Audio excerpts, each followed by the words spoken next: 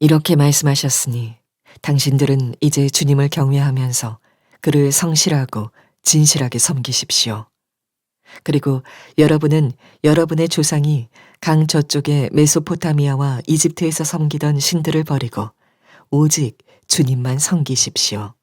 주님을 섬기고 싶지 않거든 조상들이 강 저쪽의 메소포타미아에서 섬기던 신들이든지 아니면 당신들이 살고 있는 땅 아모리 사람들의 신들이든지 당신들이 어떤 신들을 섬길 것인지를 오늘 선택하십시오. 나와 나의 집안은 주님을 섬길 것입니다. 백성들이 대답하였다. 주님을 저버리고 다른 신들을 섬기는 일은 우리가 절대로 하지 않겠습니다. 그러나 여호수아는 백성들에게 이렇게 말하였다. 당신들은 주님을 섬기지 못할 것입니다. 그분은 거룩하신 하나님이시며 질투하시는 하나님이시기 때문에 당신들의 허물과 죄를 용서하지 않을 것입니다. 만일 당신들이 주님을 저버리고 이방 신들을 섬기면 그는 당신들에게 대항하여 돌아서서 재앙을 내리시고 당신들에게 좋게 대하신 뒤에라도 당신들을 멸망시키시고 말 것입니다. 그러자 백성들이 여호수아에게 말하였다. 아닙니다. 우리는 주님만을 섬기겠습니다. 여호수아가 백성에게 말하였다. 당신들이 주님을 택하고 그분만을 섬기겠다고 한 말에 대한 증인은 바로 여러분 자신들입니다. 그러자 그들은 말하였다. 우리가 증인입니다. 여호수아가 또 말하였다. 그러면 이제 당신들 가운데 있는 이방 신들을 내버리고 마음을 주 이스라엘의 하나님께 바치십시오. 백성들이 여호수아에게 말하였다. 우리가 주 우리의 하나님을 섬기며 그분의 말씀을 따르겠습니다. 이 일을 마친 다음에 주님의 종 눈의 아들 여호수아가 죽었다. 그의 나이는 110세였다.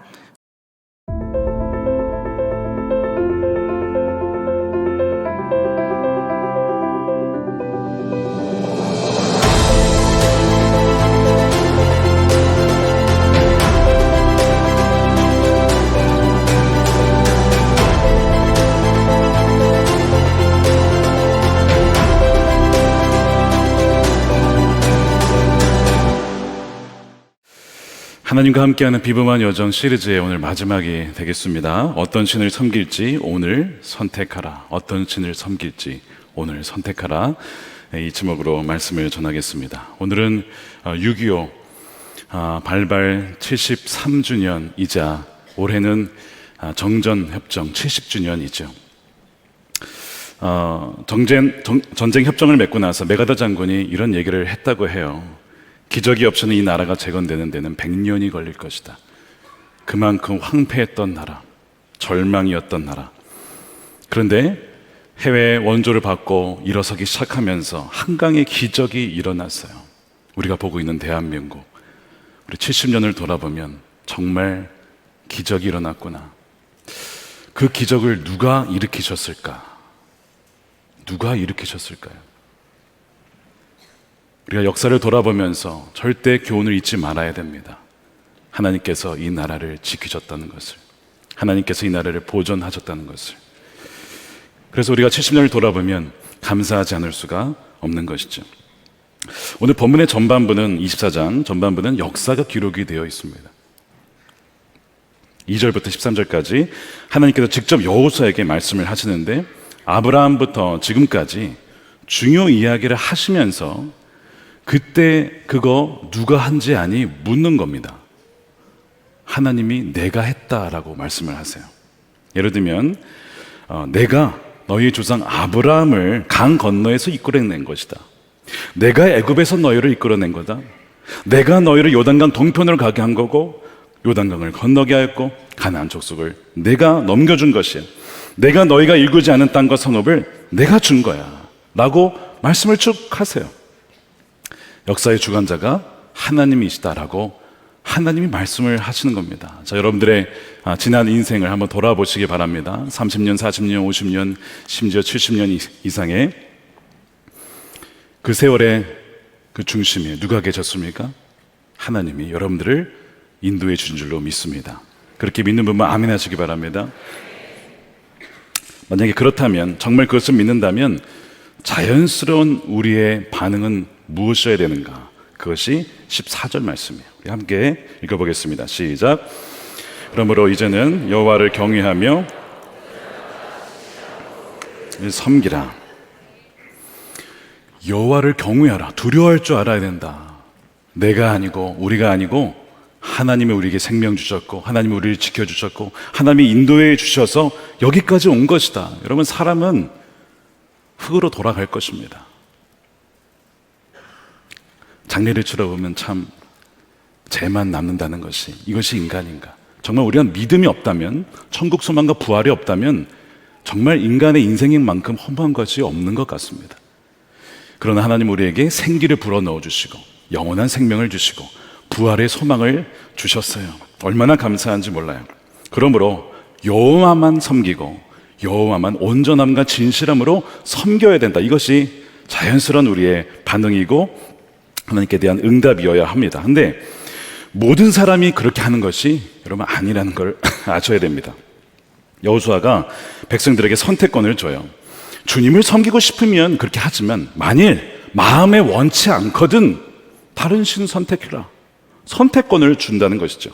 15절에 만일 주님을 섬기고 싶지 않거든, 조상들의 강 저쪽에 메소포타미아에서 섬기던 신들이든지 아니면 당신들이 살고 있는 땅 아모리 사람들의 신들이든지 당신들이 어떤 신들을 섬길지 오늘 선택하십시오. 나와 나의 집안은 주님을 섬길 것입니다. 선택권을 주는 거예요. 굉장히 인격적이지 않습니까? 선택권을 준다는 것은 그 사람을 존중한다는 거예요. 선택권도 주지 않고 무조건 이거 해라. 여러분 기분 나쁘실 거예요. 그렇죠? 그러니까 선택권을 주시는 거예요. 하나님께서 선악을 알게 한 나무를 두시고 먹지 말아라. 근데 먹을 자유가 너에게 있긴 있어. 근데 먹으면 넌 반드시 죽을 거야. 선택은 너에게 달려있다. 선택권을 주는 거예요. 여호수아가 이런 얘기를 했을 때 자기는 나와 나의 집안은 하나님만 섬길 것이다 라고 얘기를 합니다. 왜 그러냐면 자신의 110년의 인생을 돌아보니까 하나님께서 나를 건지시고 나와 동행하시고 그렇게 건져주신 그 체험적인 신앙, 아주 분명한 체험적인 신앙이 여호수아에게는 있었던 거예요. 하나님은 한 번도 내 삶에 배신한 적이 없기 때문에 신실하셨으므로 나도 충성스럽게 신실하게 하나님만 우리 온 집안을 섬길 것이라고 그렇게 말씀을 하는 겁니다. 여러분들에게 이런 체험적인 신앙이 있으시기를 축복합니다. 존 웨슬리가 올더스게이트라는 곳에서, 그 거리에서 말씀을 듣다가 마음이 뜨거워집니다. 마음이 뜨거워져. 엠마의 제자들처럼 마음이 막 뜨거워지면서 믿음으로 구원받는 것을 그가 경험하게 되죠. 그의 평생에 오직 하나님만을 신실하게 따라갑니다. 그리고 그가 마지막에 죽을 때에 이런 얘기를 해요. 가장 좋은 것은 하나님이 우리와 함께 하시는 것입니다. 하나님이 함께 하시는 것이 가장 큰 복이라고 말씀을 합니다. 여러분들에게는 이러한 체험이 있으십니까? 이런 체험이 있으시면 어떤 환경과 상황이 몰려와도 여러분 이겨낼 수가 있거든요. 여호수아는 이 살아계신 하나님과의 체험이 있기 때문에 주님만 섬기겠다고 말씀을 합니다. 그러면서 경고하기를 만일 여러분들이 하나님을 저버리게 되면 어떤 일이 일어날까? 20절에 이렇게 되어 있어요. 만일 당신들이 주님을 저버리고 이방신들을 섬기면 그는 당신들에게 대항하여 돌아서서 재앙을 내리고 당신들에게 좋게 대하신 뒤에라도 당신들을 멸망시키고 말 것입니다. 재앙. 자, 저항, 대항이죠. 대항, 재앙, 멸망을 말씀해요. 하나님을 버리게 되면 이런 일이 있을 것이라고 경고를 합니다. 그런데 여러분 이 말씀을 잘 읽다 보면 이상한 것이 뭐냐면 지금 여호수아가 말하는 이 대상이 누구예요? 백성들이에요. 지난번에는 지도자들만 불러 모았다면 이제 온 백성을 세겜에 모아놓고 얘기를 하고 있어요. 근데 이 백성들이 누구예요? 지금 안 믿는 사람들이 아니잖아요. 이방신 섬기는 이들이 아니란 말입니다. 하나님을 지금까지 섬겨온 하나님의 백성인데 왜 이들에게 지금 하나님을 섬길지 다른 신을 섬길지 선택하라고 할까? 여러분 이상하지 않습니까? 오늘 여기 예배에 나오셨는데 제가 여러분에게 하나님을 예배할지 말지 한번 여러분 선택하십시오 하면 이상하잖아요. 당연히 예배하러 온 거 아니에요? 여러분들에게 예수님을 믿을지 안 믿을지 여러분 선택하십시오 그러면 기분 나쁘지 않겠어요? 아니, 당연히 예수 믿으니까 예배하러 온 거 아닙니까? 이와 같은 상황이에요, 지금. 그래서 여러분 말씀을 읽을 때 왜 여호수아가 이렇게 말했을까를 궁금해 하셔야 됩니다. 도대체 여호수아는 무엇을 봤길래 이 백성들에게 지금 오늘 하나님을 택할지 다른 신을 택할지를 선택하려고 하는 것일까? 여호수아는 그들과 함께 있으면서 그들의 말과 행동만 본 게 아니고요, 그들의 마음의 중심의 그 정서를 보았어요. 정서는요, 감정이 아닙니다. 단지 물론 감정이지만 정서는 그 감정 안에 어떤 성향이 담겨 있는 것을 정서라고 해요. 그러니까 어떤 방향이, 어떤 성향이 있습니다. 어떤 것을 기뻐하고 어떤 것을 슬퍼하고, 감정만이 아니라 그렇기 때문에 어떤 일에 대해서 내가 이렇게 나는 갈 거야 라고 기울어지든지 저렇게 반대로 기울든지 그 성향이 포함된 것이 이 정서, 영어로는 affection이라고 해요. 여호수아는 그들의 마음속의 중심의 깊은 곳에 뭔가가 하나님이 아니라 다른 곳으로 정서가 기울어져 있는 것을 감지한 것입니다. 그걸 본 거예요. 그래서 내가 살아있을 때에는 이들이 나를 따라서 주님을 섬기겠지만 어쩌면 내가 죽으면 이들은 주님을 부인하게 될지도 몰라 라고 하는 것을 알아차리게 된 거예요. 예를 들어서 부모님들께서는 자녀들의 성향을 알아요. 이 아이에게 자유시간을 주면 과연 내가 기뻐하지 않는 일을 얘가 정말 안 할까, 아니면 보지 않기 때문에 할까. 어떤 아이는 지키는 아이가 있고, 어떤 아이는 부모님이 없으면 그냥 자기 마음대로 하는 아이가 있어요. 부모님은 그 성향을 알아요. 지금은 이 아이가 나를 따라 예배에 오죠. 그리고 어떤 아이는 정말 중심으로 나의 하나님을 만난 아이가 있어요. 근데 어떤 아이는 지금은 따라오지만 대학에 들어가면, 부모를 떠나게 되면 하나님을 떠날지도 몰라 라고 하는 뭔가 부모님만 알 수 있는 그 아이의 어떤 경향과 성향을 감지한단 말입니다. 여호수아가 백성들의 그 정서를 읽은 거예요. 그래서 이 백성들이 우리는 하나님만 섬길 것입니다 라고 말을 하지만 여호수아는 뭐라고 말하는지 아십니까? 이렇게 얘기를 해요. 18절에 보세요. 오직 그분만이 우리의 하나님이십니다. 그러나 여호수아는 백성들에게 이렇게 말하였다. 당신들은 주님을 섬기지 못할 것입니다. 이거예요. 지금은 몸도, 여러분들의 말도 주님을 섬기겠다라고 이렇게 와 있지만 이미 마음은 뭔가 어디선가부터 벗어나 있고 살짝 기울어져 있는 거예요.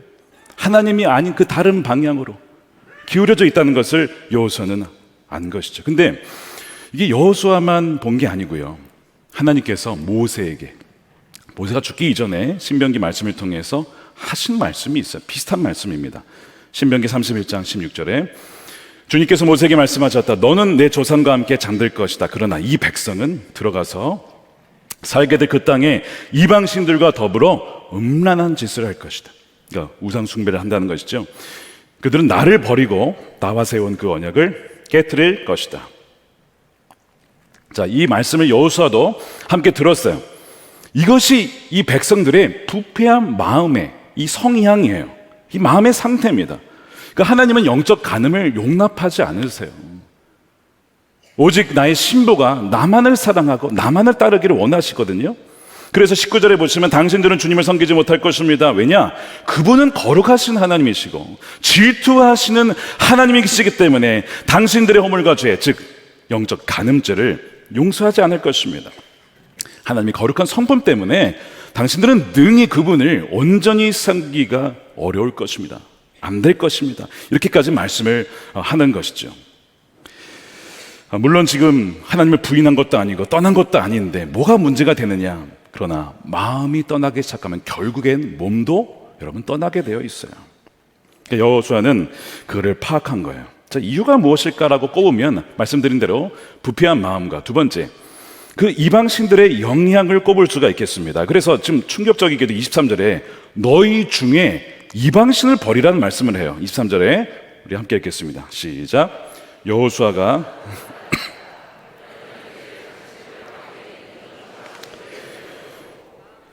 당신들 가운데 그러니까 지금 이방신들이 이들은 섬기지 않고 있어요. 이 섬겼다가는 당장 죽었겠죠. 그 지금 무슨 얘기하는 거예요 도대체?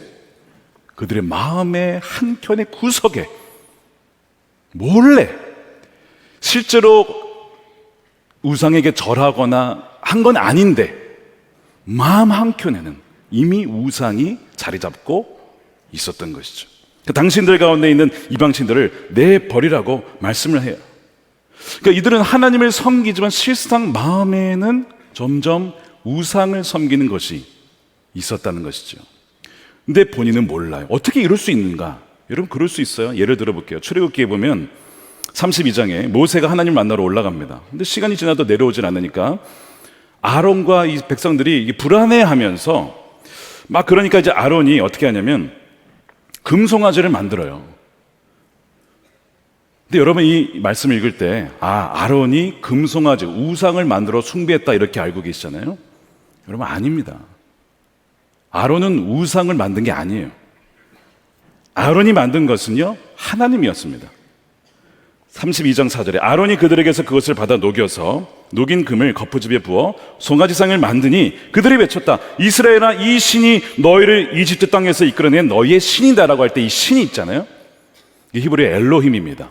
하나님께서 아브라함에게 창세기 17장에 나는 너의 하나님이야 라고 그 하나님 그게 엘로힘이에요.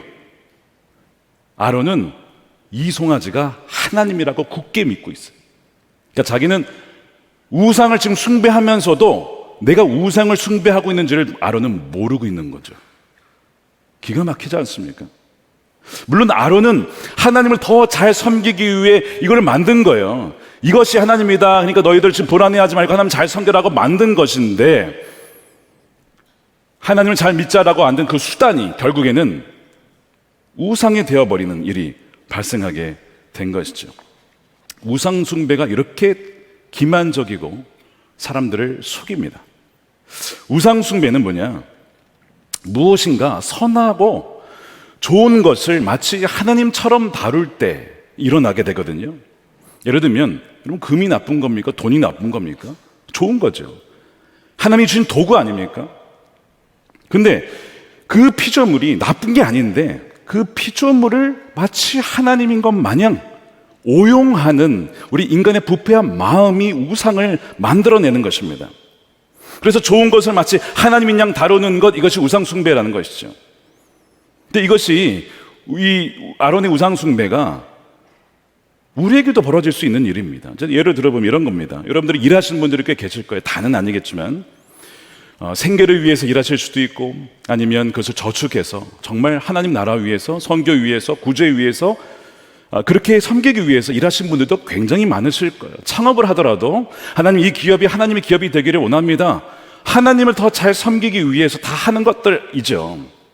그런데 어떻게 이것이 바뀔 수가 있냐면 이렇게 되는 겁니다. 분명히 하나님을 위해서 시작했는데 하다 보니까 일이 너무 많아요. 그리고 좀 잘해보고 싶어요. 그러다 보니까 점점 바빠집니다. 그러다 보니까 어떻게 됩니까? 점점 말씀을 읽지 않게 됩니다. 묵상하지 않아요. 기도할 시간도 없어요. 왜요? 일해야 되니까. 굉장히 흥미롭지 않습니까? 하나님을 위해서 하겠다고 시작한 것이 어느덧 가다 보면 이게 도대체 무엇을 위한 것인가? 그 일을 숭배하고 있는 것을 보게 돼요. 어느덧 하나님보다 그 프로젝트, 그게 더 중요해지는 거예요. 이런 반대로 이런 일도 있어요. 그 일이 잘 되게 해달라고 정말 막 말씀도 열심히 읽고 기도도 열심히 하면 금식도 해요. 철야도 나와요.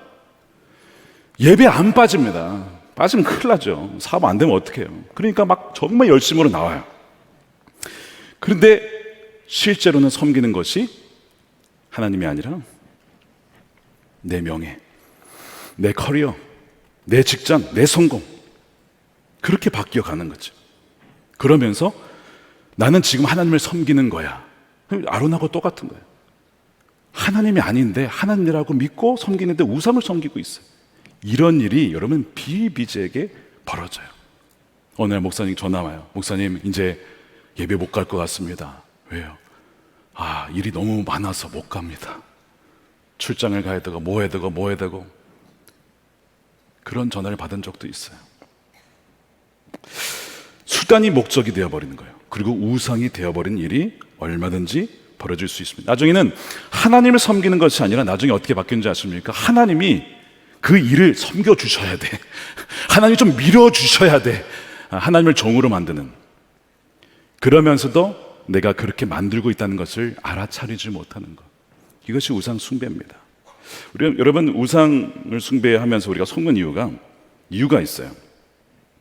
우상 숭배를 하면요, 자신이 굉장히 가치 있는 존재가 되는 것처럼 느껴집니다. 우상 숭배는요, 자신이 마치 팽창되고 확장된다는 느낌이 있어요. 그러니까 내가 어떤 이룬 업적, 내가 어떤 가지고 있는 포지션, 타이틀이 마치 나라고 여겨서 굉장히 내가 커진 느낌이 듭니다. 그리고 그것이 굉장히 좋아요. 그래서 우상을 숭배하는 겁니다. 여호수아는 그들 마음속에 있는 숨겨진 우상을 보았어요. 그래서 그 우상들을, 너희 중에 있는 우상들을 버리라고 말씀을 하는 것이죠. 자, 14절과 23절 말씀이 나오는데 우리 것도 함께 읽어보겠습니다. 시작.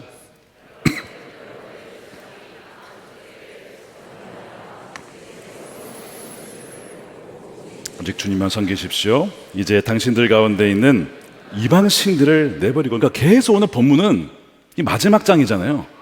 계속 이방신들을 버려라, 섬기던 신들을 버리라. 아니, 지금 섬기고 있지 않은데 어디 있다는 거예요? 우리 마음속에 있다고요. 그 인간은 정말 이 우상을 만들어내는 공장이라고 그렇게 말할 정도였습니다. 자, 오늘 이 세겜에 모였다고 말씀을 드렸어요. 왜 세겜에 모이라고 했는지 아십니까?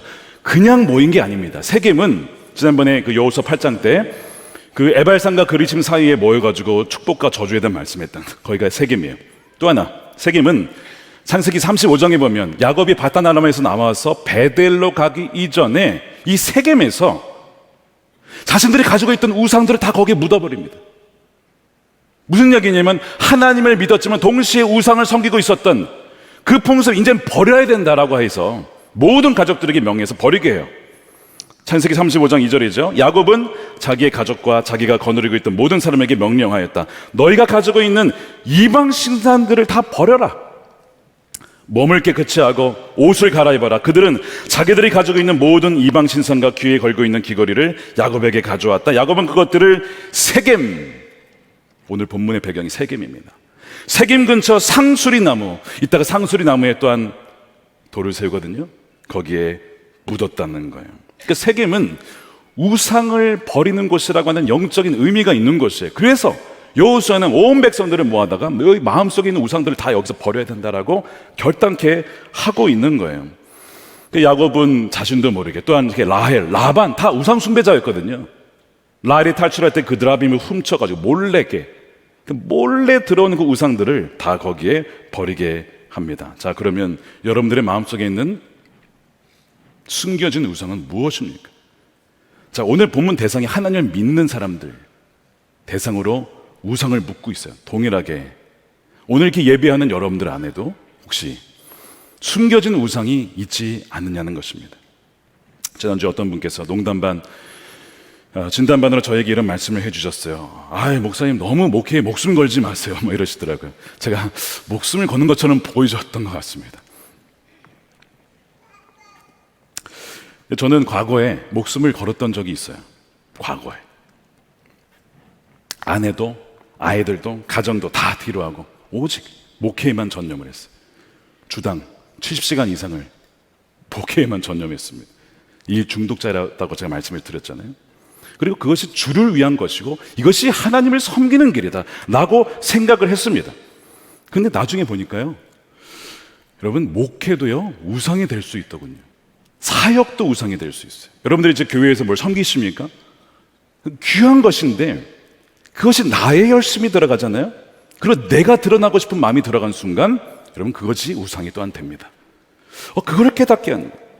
어떻게 깨달았냐면 막 삶의 풍랑이 일어날 때, 풍랑이 일어나면 밑에 있던 건 쫙 올라오면 난리가 나잖아요. 내 마음속에 우상이 있었구나 하는 걸 알게 됐어요. 사람 채찍이 있어요. 사람 채찍이. 하나님이 징계하시는, 내가 우상을 섬겼군요. 그걸 깨닫고 회개를 하고 다 우상을 정리했습니다. 그러니까 여호수아가 오늘 선택하라고 다 정리하라 이거든요. 하나님만 섬기라고 하거든요. 근데 여러분, 말씀드린 대로 사람의 마음은 우상 공장이에요. 어제 다 정리했잖아요. 오늘 딱 출근해 보면 오늘 또 다른 우상이 있어요. 누가 만들었는지 모르겠어. 누가 만들었겠어? 본인이 만든 거죠. 기가 막힙니다. 끊임없이 우상이, 그러니까 과거에 나는 우상 정리해서 난 정말 하나님만 섬겨. 과거는 아무 의미가 없어요. 오늘 하나님만 선택했느냐? 항상 선택은 현재형이어야 합니다. 과거에 내가 그랬던가 귀하죠. 근데 오늘 우상 숭배일 수도 있다니까요. 그래서 오늘 선택하라고 오늘 본문 말씀에 여호수아를 통해서 우리에게 말씀을 하시는 거예요. 그래서 그 우상을 본래의 자리, 피조물의 위치로, 본래 종의 위치로 돌려놓고 주님을 진정한 왕으로 올릴 때 비로소 그 우상은 하나님을 위해서, 또한 여러분들의 삶을 위해서 섬길 수 있는 종이 되는 겁니다. 우상을 신으로 만들면 안 된다는 거예요. 그러면서 여호수아가 마음을 주께 바치라고 해요. 23절 말씀에 이방 신들을 내버리고 마음을 주 이스라엘 하나님께 바치십시오. 왜 마음을 바치냐? 마음에 우리의 생명이 달려있기 때문에 그래요. 잠언 4장 23절 함께 읽겠습니다. 모든 지킬 만한 것 중에 더욱 내 마음을 지키라. 생명의 근원이 이에서 남이니라. 마음을 지키고 또한 마음을 바치라. 이 바치라에는 뭔가 이렇게 기울다라는 의미가 있어요. 그 말은 너가 지금 하나님께 기울지 않고 좀 다른 방향으로 기울어져 있으니까 하나님께로 마음을 기울여서 돌이키라라는 이 의미가 이 바치라의 의미입니다. 여러분들의 마음은 지금 어디로 기울어져 있습니까? 여러분들의 정서, 마음의 감정의 방향은 어디로 향해 있습니까? 주를 향해서 기뻐하고 사랑하고 감사하는 그 거룩한 감정이 여러분들 안에 있으십니까? 주님께로 기울여져 있는 이들에게는 이런 거룩한 감정이 일어나게 되어 있어요. 그러나 어떤 경우는 마음이 식어지고 굳어지고 그런 분들이 또한 계실 거예요. 어떤 분이 이메일을 보내줬어요. 저는 풍랑이는 바다 위를 걷는 거 싫습니다. 하나님을 따라가는 게 이제 버겁습니다.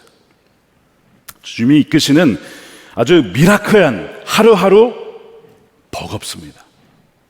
도저히 견딜 수가 없어요. 따라가는 걸 저는 포기했습니다. 주님께 쓰임받기를 원했던 적이 있었습니다. 동행하기를 원했던 적도 있었습니다. 그런데 도대체 파도 위는 언제까지 걸어야 되는 겁니까? 이런 얘기를 하시는 거예요. 제가 이메일을 읽어보니까 하나님을 사랑했던 분이에요. 근데 지금 마음이 많이 멀어졌어요. 마음이 식었어요. 굳어졌어요. 그렇다고 하나님을 완전히 떠난 것은 아닙니다. 도와달라고 요청하신 거예요. 하나님을 떠났다면 말씀을 왜 들었겠어요? 이 말씀 듣고 보내신 거거든요. 하나님을 떠났다면 왜 이메일을 쓰셨겠어요? 뭔가 그의 안에 주님께서 그의 마음을 붙잡고 계시니까 하신 거거든요. 과거에 어떤 아픈 일, 상처를 당하면요, 그 마음이 상하면서 오늘 주님을 내가 택할까? 이것이 흔들릴 수 있어요. 과거의 어제의 일이 오늘의 이 선택에 영향을 줄 수 여러분 있습니다. 그런 분들이 많이 있어요. 그런데 어제의 마음 아픈 일, 정말 이해할 수 없는 일을 당해도 여전히 오늘 주를 선택하는 이들이 여러분 있습니다. 몇 주 전에 장례식이 있었어요. 많은 성도님들이 기도했지만 사랑하는 딸은 일어나지 못했습니다. 임종 예배를 드렸어요. 죽은 자도 살리신 주님께서 일으켜 주시기를 원했지만 주님은 그 딸을 부르셨습니다. 입간 예배 때 많은 분들이 오셨어요. 그리고 딸을 보내면서 이제 시신을 기증했거든요. 5명의 귀한 생명을 살리고 갑니다. 그 아버지를 보는데 큰 눈망울에 눈물이 얼마나 쏟아지든지, 그 눈을 보는데 저희 아버지가 그랬겠구나 생각이 들었어요. 우리 아버지가 딸을 잃고 나서 전 사진만 보았지만 이렇게 이렇게 많이 우셨겠다. 그게 생각이 났습니다. 토요일 날 전국 환송 예배를 드리고 화장을 하고 모든 예배를 마쳤어요. 목회자 입장에서 이제 그 다음이 누가 걱정이 될까요? 유가족입니다. 유가족. 과연 여전히 믿음을 이분들이 유지할 수 있을까? 토요일이었는데요. 마지막 전국 환송 예배가. 다음 날 주일날 과연 나와서 예배하실까? 잠깐 그런 마음이 제 안에 들었어요. 그래서 그 부모님을 위해서 참 기도가 많이 되었습니다. 근데 주일날 아침에 첫 번째 예배에 같이 나오셔서 여기서 예배를 드리시는 거예요. 그 주 수요일날 저녁에도 나와서 예배를 드리시는 거예요. 제가 그걸 보면서 누가 생각이 난 줄 아십니까? 욥이 생각이 났어요. 마귀가, 사탄이 하나님께 와서 이런 질문을 했어요. 하나님이 욥은 참 의롭고 나를 경외하는 자라고 막 하니까요. 마귀가 뭐라고 했냐면, 하나님, 이유 없이 하나님을 경외하겠습니까? 까닭 없이 하나님을 경외하겠습니까? 그를 쳐보십시오. 그가 가진 것을 가져가 보십시오. 오늘 당장 하나님을 저주할 것입니다. 그 장면이 생각이 나요. 욥이 재산을 잃고 사랑하는 자녀들을 잃고 정말 하나씩 사라지는 거예요. 마귀의 말대로 어제까지는 하나님을 선택했지만, 아니 어떻게 이 일을 당하고 오늘 하나님을 선택할까? 마귀는요, 절대 아니다, 저주할 것이다라고 했어요. 근데 욥이 어떻게 한지 아시죠? 1장 21절에 내가 모태에서 알몸으로 나왔사온즉 알몸이 그리로 돌아갈지어라. 주신 이도 여호와시요 거두신 이도 여호와시니 여호와의 이름이 찬송을 받을지이다. 오늘 여전히 나는 하나님을 택할 것이다라고. 22절에 이 모든 일에 욥이 범죄하지 아니하고 하나님을 향하여 원망하지 아니하니라. 이 말씀이 생각이 나더라고요. 마귀가 어쩌면 그럴 생각했을지도 몰라요. 어제까지 믿었지만 오늘부터는 이제 아마 하나님을 선택하지 않을 걸, 저주할지도 몰라. 근데요, 그날 예배를 보면서, 이 자리에 앉아서 예배하시는 그분들을 보면서 제가 그랬어요. 마귀야, 네가 틀렸다. 여전히 그들은 하나님을 오늘 선택했다. 그리고 앞으로도 계속 하나님을 선택할 거다. 제가 마귀를 막 조롱했어요. 마귀를. 네가 졌어, 네가 틀렸어. 그러면서도 계속 그 가정을 위해서 기도를 하게 됐어요. 어떻게 그럴 수 있을까요, 여러분? 이 사람의 마음으로 될까요? 우리는 이렇게 생각합니다. 환경과 상황이 우리의 마음을 뒤흔들어 놓는다. 뭐는 그럴 때도 있죠. 근데 저는 이렇게 믿어요. 상황과 환경은 마음을 바꾸는 것이 아니라 진짜 그 마음에 무엇이 있는지를 드러낼 뿐이다. 욥도, 그분도 고난을 당했지만 오히려 그 마음의 중심이 하나님께만 있다는 것이 드러났을 뿐입니다. 어떻게 그것이 가능하냐고요? 에스겔 36장에 이런 말씀이 나와요. 26절에 새 영을 너희 속에 두고 새 마음을 너희에게 주되 너희 육신에서 굳은 마음을 제거하고 부드러운 마음을 줄 것이며 또 내 영을 너희 속에 두어서 너희로 내 율례를 행하게 하리니 너희가 내 규례를 지켜 행할지라. 하나님의 영이 부어지고 하나님의 새 마음을 부어주셨기 때문에 여전히 오늘 하나님을 택할 수가 있는 것입니다. 이스라엘 백성들의 마음이 살짝 기울어질 때 여호수아가 말씀을 증거했죠. 나는 하나님만 섬길 거야. 그랬더니 이들도 다시 마음을 잡고 우리도 하나님만 섬길 것입니다. 24절에 여호수아에게 말하였다. 우리가 주 하나님을 섬기며 그분의 말씀을 따르겠습니다. 그러면서 여호수아가 세겜에서 이 백성들과 다시 언약을 맺습니다. 이 말씀을 기록을 하고 큰 돌을 가져다가 증거를 삼습니다. 여호수아의 이 말을 통해 그들이 다시 한번 마음을 붙잡고 하나님께로 돌아가며, 나중에 기록에 보니까 여호수아가 사는 날과 또한 주님께서 이스라엘에게 베푸신 모든 일을 아는 장로들이 살아있는 날 동안에는 이들이 주님을 섬겼다. 그러니까 그 세대는 계속해서 이 여호수아로 인하여서 하나님을 섬기게 된 거예요. 그러면서 이제 너의 일을 잘 마쳤다, 하나님이 여호수아를 부르시죠. 110세에 부르시는데 성경은 이 여호수아를 주님의 종이라고 표현을 합니다. 분명 여호수아 1장에서는 모세의 부관, 모세의 수종자로 불렸던 그가 마지막에 인생에는 끝날 때에는 주님의 종이라고 신실하게 날마다 항상 주를 선택하고 평생을 살아온 이는 내 종이라고 하나님이 인정해 주시는 것이죠. 바라기를 우리가 여호수아서를 마무리하고 마치지만 이 여호수아와 같이 우리가 평생을, 아니 매일매일 오늘 하루하루를 오직 하나님만 선택하고 하나님만 사랑하고 하나님만 가까이 하고 하나님만 섬김으로 하나님과 동행하여 주님이 저 여러분들 부르실 때 내 종이었다 라고 그렇게 주 앞에 설 수 있는 그 비범한 여정을 살아가시다 주 앞에서는 저와 여러분들의 복된 삶이 되시기를 주님의 이름으로 축원드립니다.